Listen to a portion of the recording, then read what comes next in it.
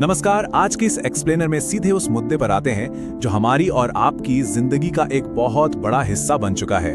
हम उन अदृश्य सिस्टम्स का पर्दाफाश करने वाले हैं जो डिजिटल दुनिया में हमारा ध्यान पूरी तरह से जकड़ लेते हैं। ये कोई जादू नहीं है, बल्कि वेल इंजीनियर्ड तरीके हैं जो इन चमकती हुई स्क्रीन्स के पीछे लगातार काम कर रहे हैं। तो चलिए बिना वक्त गवाए इस सोर्स मटेरियल का विश्लेषण शुरू करते हैं।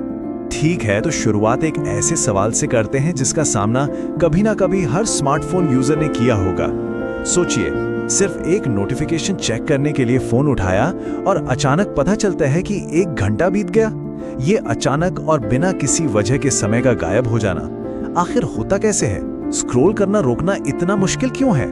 सच कहूं तो जब डाटा पर गौर करते हैं तो ये बिल्कुल हैरान कर देने वाला है। एक आम इंसान अपने जीवन के कई महत्वपूर्ण साल, जी हाँ, सालों का वक्त सिर्फ एक स्क्रीन को घूरने में निकाल देता है। और सबसे चौंकाने वाली बात क्या है, इस प्रक्रिया में किसी को भनक तक नहीं होती कि पर्दे के पीछे से इस पूरे खेल की डोरें कोई और खींच रहा है। ये सिर्फ वक्त बिताना नहीं है, हम सब अनजाने में अपनी जिंदगी का एक बहुत बड़ा सौदा कर रहे हैं। इस पूरे चक्रव्यूह को समझने के लिए आइए सबसे पहली परत को हटाते हैं। भाग 1, the art of the hook. देखिए, अहम मुद्दा ये है कि हमारा डिजिटल अनुभव कोई इत्तेफाक नहीं है। ये पूरा माहौल बेहद सोच समझकर बनाया गया है, जिसका एकमात्र उद्देश्य बस लगातार जोड़े रखना है। स्क्रीन पर दिखने वाला हर एक रंग, हर एक नोटिफिकेशन और पूरा लेआउट, इन सबको बिल्कुल इस तरह डिजाइन किया गया है कि हमारी उत्सुकता कभी खत्म ही ना हो। ये पूरा का पूरा एक्सपीरियंस आप कह सकते हैं बेहद सावधानी से इंजीनियर किया गया है। अब थोड़ा और गहराई में चलते हैं और आते हैं भाग 2 पर, सोशल मीडिया मैनिपुलेशन टैक्टिक्स। और यही टैक्टिक्स हमें उस बुनियादी तकनीक तक ले आती हैं जो इस पूरे खेल के मूल में है। भाग 3, द एल्गोरिदम्स इनविजिबल हैंड। अब जो बात सच में दिलचस्प है वो ये है कि एल्गोरिदम सिर्फ कोई साधारण सा सॉफ्टवेयर कोड नहीं है। इसे नियम और गणनाओं का एक ऐसा जोरदार सेट समझिए जिसे खास तौर पर सिर्फ इसलिए बनाया गया है ताकि यूजर को स्क्रीन पर रोके रखा जा सके। इसका एकमात्र लक्ष्य क्या है? Maximum engagement. ये एक अदृश्य कठपुतली नचाने वाले की तरह है जो तय करता है कि स्क्रीन पर कब और क्या दिखाना है। तो सवाल ये है कि ये आखिर काम कैसे करता है। चलिए देखते हैं। ये एल्गोरिदम्स बिल्कुल सटीक तरीके से जानते हैं कि आंखों को स्क्रीन पर कैसे चिपकाए रखना है। ये हर क्लिक और हर व्यवहार के पैटर्न को लगातार ट्रैक करते हैं। पसंद और नापसंद का गहरा विश्लेषण होता है और फिर ये अनुमान लगाते हैं कि अगले किस पोस्ट या वीडियो पर सबसे ज्यादा समय बिताया जाएगा। उसके ठीक बाद वही हाईली टारगेटेड कंटेंट सामने परोस दिया जाता है। सच कहूं तो इस प्रक्रिया में ये एल्गोरिदम्स रियलिटी को पूरी तरह से फिल्टर करके रख देते हैं। अब इन तकनीकों से थोड़ा हटकर बायोलॉजी की तरफ बढ़ते हैं। भाग 4, डोपामिन एडिक्शन बाय डिजाइन। ये रसायन यानी डोपामिन सच में इस पूरे खेल को समझने की मास्टर की है। यही वजह है कि डिजिटल प्लेटफॉर्म्स की इतनी जल्दी आदत लग जाती है। डोपामिन दिमाग का वो केमिकल है जो इनाम की उम्मीद, खुशी और मोटिवेशन से सीधा जुड़ा होता है। जब भी कुछ नया या मजेदार आने की थोड़ी सी भी उम्मीद होती है तो दिमाग में तुरंत डोपामिन रिलीज होता है। और बस यहीं से शुरू होता है एक लाजवाब फीडबैक लूप। ये स्लाइड सच में दिलचस्प है क्योंकि ये दिखाती है कि कैसे प्लेटफॉर्म्स दिमाग के रिवॉर्ड सिस्टम को बिल्कुल एक कसिनो के स्लॉट मशीन की तरह इस्तेमाल करते हैं। इसे स्टेप बाय स्टेप देखते हैं। पहले एक एक्शन होता है, जैसे कि स्क्रीन पर स्वाइप करना। दूसरा, एल्गोरिदम तुरंत अपना हिसाब लगाता है। तीसरा, एक अनप्रेडिक्टेबल यानी अनिश्चित इनाम या कंटेंट सामने आता है और इस अनिश्चितता की वजह से दिमाग में अचानक डोपामिन का एक बड़ा रिलीज होता है और फिर यह साइकिल बस बार बार चलता ही रहता है। देखिए, एक ऑर्गेनिक सेटिस्फैक्शन और इस बनावटी लूप के बीच का अंतर बहुत बड़ा और साफ है। एक तरफ नेचुरल डोपामिन है जो एक अच्छा खाना खाने या किसी मुश्किल काम को पूरा करने के बाद आने वाली खुशी से मिलता है, और दूसरी तरफ बिना सोचे समझे एंडलेस स्क्रॉलिंग और किसी भी वक्त अचानक बजने वाले नोटिफिकेशन अलर्ट्स का इंजीनियर्ड डोपामिन हिट। ये आर्टिफिशियल हिट दिमाग की लालसा को मिटाता नहीं बल्कि उसे और ज्यादा बढ़ा देता है ताकि स्क्रॉलिंग का सिलसिला कभी न रुके। आखिर में इस पूरे मुद्दे को एक मैक्रो लेवल पर देखना बेहद जरूरी है। आते हैं भाग 5 पर, द मॉडर्न अटेंशन इकोनॉमी। यहाँ सबसे जरूरी समझने वाली बात यह है कि आज की इस डिजिटल दुनिया में इंसानी ध्यान सिर्फ ध्यान नहीं है, ये सच में खरीदा बेचा और ट्रेड किया जाता है। अटेंशन इकोनॉमी यानी ध्यान की अर्थव्यवस्था एक ऐसी आधुनिक आर्थिक व्यवस्था है जहां हमारा फोकस सबसे कीमती वस्तु और अल्टीमेट करेंसी बन चुका है।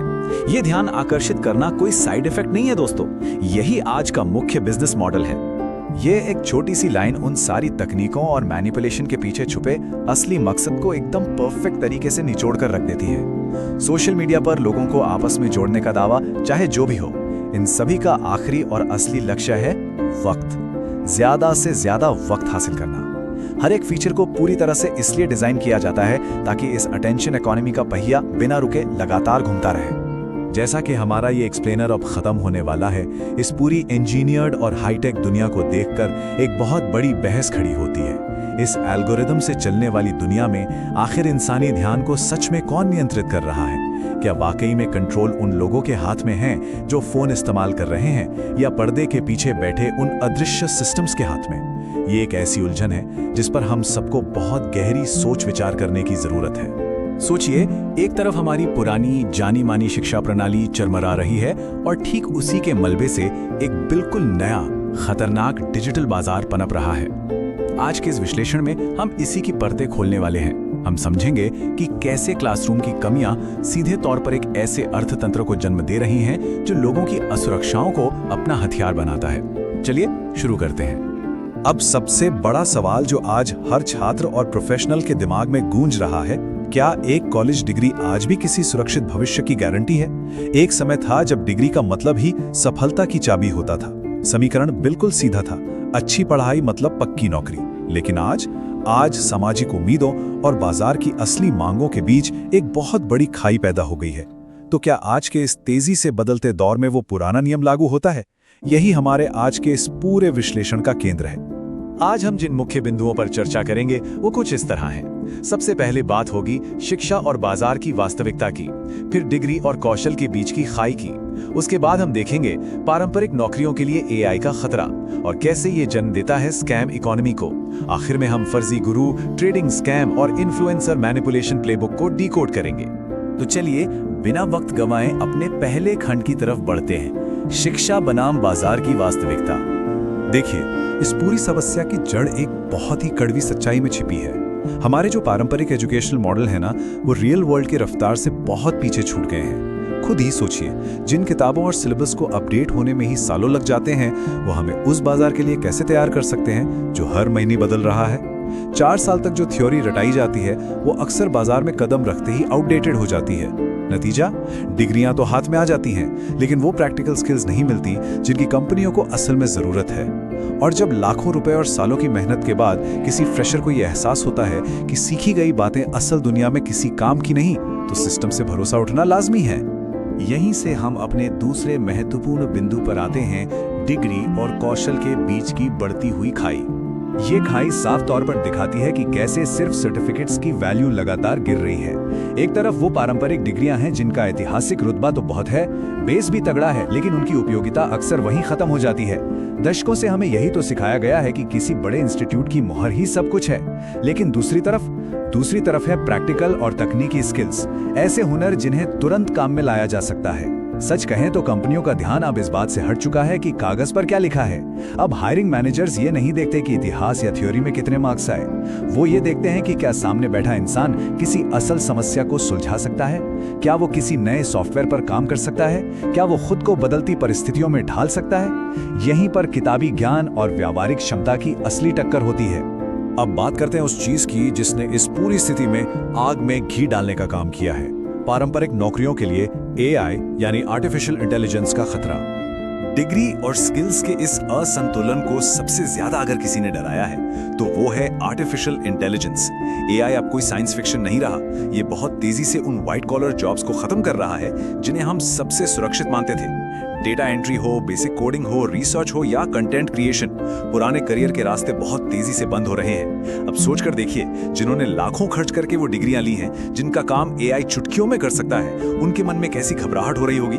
जब मशीनें कुछ ही सेकंड में वो काम कर दें जिसमें एक इंसान को घंटों लगते थे, तो भविष्य अंधकारमय लगने लगता है। ये सिर्फ एक तकनीकी बदलाव नहीं है, बल्कि एक बहुत बड़ा आर्थिक भूकंप है, जिससे एक ऐसी भयंकर आर्थिक चिंता जन्म ले रही है जो शायद ही पहले कभी देखी गई हो।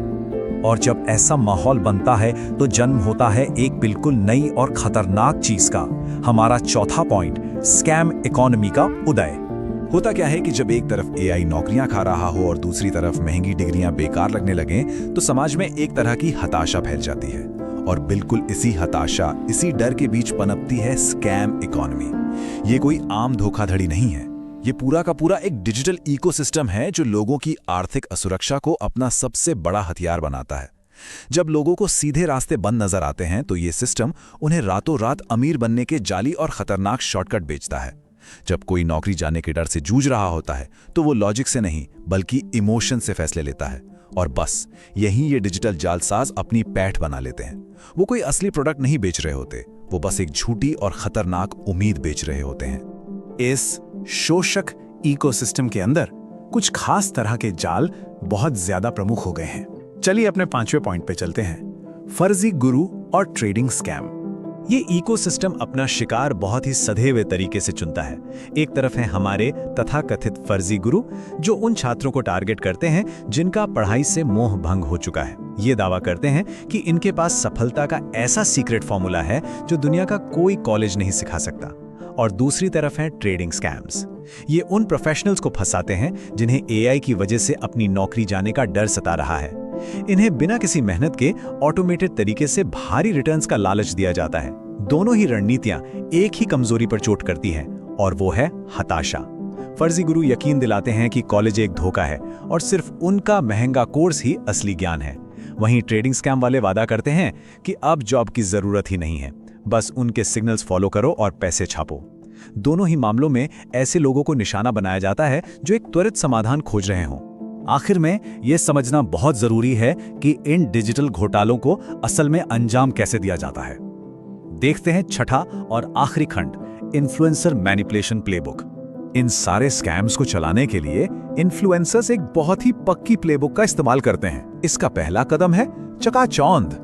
किराए की महंगी स्पोर्ट्स कारें, आलीशान विला और लग्जरी लाइफस्टाइल दिखाकर लोगों का ध्यान खींचा जाता है। स्क्रीन पर एक ऐसी दुनिया पेश की जाती है जो आर्थिक तंगी झेल रहे किसी भी इंसान को चुंबक की तरह खींच ले। फिर आता है दूसरा कदम, दर्द को कुरेदना। ये इन्फ्लुएंसर्स उन्हीं डरों पर बात करते हैं जिनका हमने अभी जिक्र किया, डिग्रियों का बेकार होना और एआई का खौफ। और जब इंसान पूरी तरह डर जाता है, तब चला जाता है तीसरा और आखिरी दांव, एक फर्जी सीक्रेट सॉल्यूशन बेचना। वो कोई लाखों का मास्टर क्लास हो सकता है, ड्रॉप शिपिंग का कोर्स हो सकता है या ट्रेडिंग टिप्स। असल में ये डर और लालच का एकदम सटीक शोषण है। सच तो ये है कि लोगों के डर को भुनाकर ही ये लोग अपनी उन किराए की कारों का बिल भरते हैं। तो इस पूरे विश्लेषण के अंत में एक बहुत बड़ा और तीखा सवाल खड़ा होता है, इस जाल को आखिर कैसे तोड़ा जाए?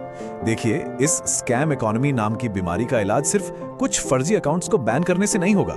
इसका असली हल हमारी शिक्षा की बुनियादी कमियों को दूर करने और एक ऐसी मजबूत डिजिटल साक्षरता बनाने में है जहां लोग दिखावे और असलियत में फर्क कर सकें। जब तक डर और अज्ञानता की एक खाई मौजूद है, तब तक ये डिजिटल लुटेरे पनपते रहेंगे। तो सोचने वाली बात यह है कि क्या हम अपनी शिक्षा को फिर से प्रासंगिक बना पाएंगे या यूं ही इन डिजिटल भ्रमजालों में फंसते रहेंगे?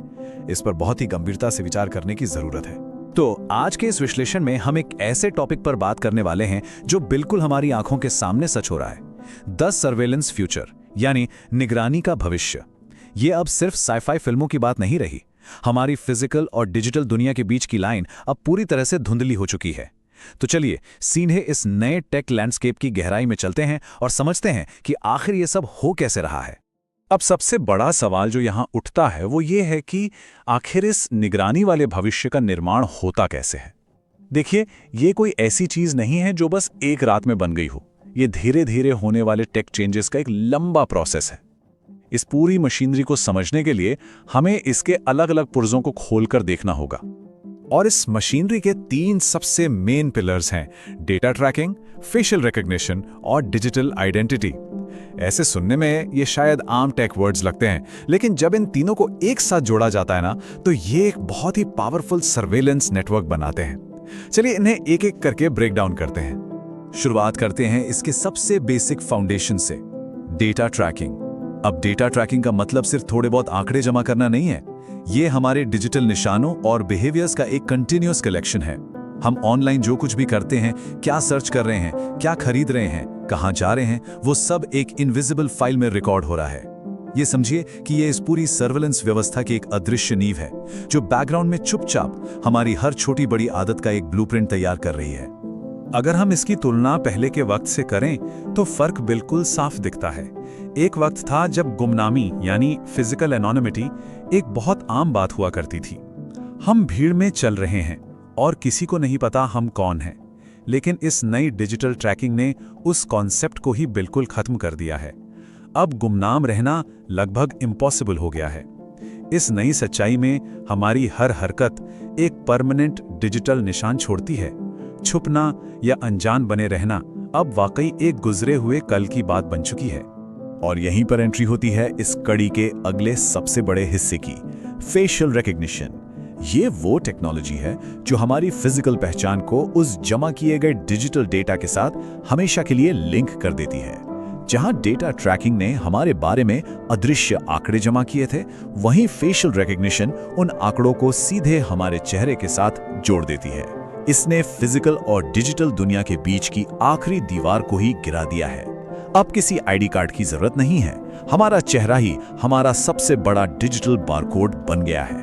तो अगर इन स्टेप्स को एक साथ देखा जाए तो ये एक फनल की तरह जुड़ते हैं। स्टेप 1 में डेटा ट्रैकिंग से रॉ आंकड़े बनते हैं, फिर स्टेप 2 में फेशियल रिकग्निशन के जरिए उस डेटा पर सीधे चेहरे की मोहर लगती है, और जब ये दोनों आपस में मिलते हैं तब एक चेन रिएक्शन के नतीजे में बनता है हमारा स्टेप 3 यानी डिजिटल आइडेंटिटी। ये सब एक दूसरे से जुड़े हुए पुर्जे हैं जो मिलकर एक बहुत बड़ा और शक्तिशाली सिस्टम बनाते हैं। इस पूरी कहानी का जो आखिरी और सबसे जरूरी हिस्सा निकल कर आता है वो है डिजिटल आइडेंटिटी।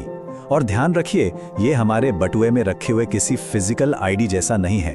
ये उन सभी ट्रैक किए गए डेटा और पहचाने गई फिजिकल डिटेल्स का एक फाइनल निचोड़ है। एक ऐसी मुकम्मल वर्चुअल प्रोफाइल जिसमें हमारे व्यवहार, आदतें और लोकेशन का हर एक सिंगल पॉइंट शामिल है।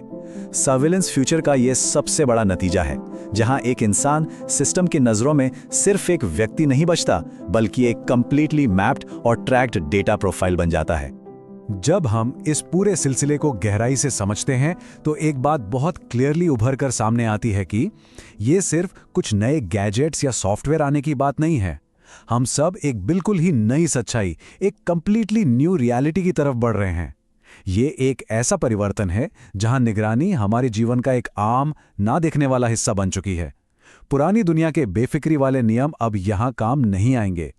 इस नई व्यवस्था के असर इतने बड़े और गहरे हैं कि इन्हें समझना सच में एक जरूरी विषय बन गया है। और शायद इसीलिए इस तेजी से बदलते दौर में एक सच्चाई सबसे ऊपर आती है। फ्यूचर उनका होगा जो रियलिटी को समझ पाएंगे। आने वाला कल उन लोगों के लिए आसान नहीं होगा जो बस अनजान बनकर अपनी स्क्रीन स्क्रॉल करते रहते हैं। असली शक्ति और स्थायित्व सिर्फ उनके पास होगा जो इस नई रियलिटी के पीछे चलने वाले मैकेनिक्स को, इस डेटा और सर्वेलेंस के चक्रव्यूह को सच में समझ पाएंगे। इस सच्चाई को समझे बिना आगे बढ़ना बिल्कुल अंधेरे में चलने के बराबर है। तो आज के इस विश्लेषण को खत्म करते हुए एक ऐसी बात पर विचार करना बहुत जरूरी हो जाता है जो हम सब पर असर डालती है। सब कुछ जान लेने के बाद आखिरी सवाल यही बचता है कि इस नई सच्चाई के इन मैकेनिक्स को आखिर पूरी तरह से कौन समझ पाया है। जब चेहरे, डेटा और डिजिटल पहचान सब मिलकर एक नया रूप ले चुके हैं, तो क्या इस नई सूरत हाल को अपनाने के लिए पूरी तैयारी मौजूद है?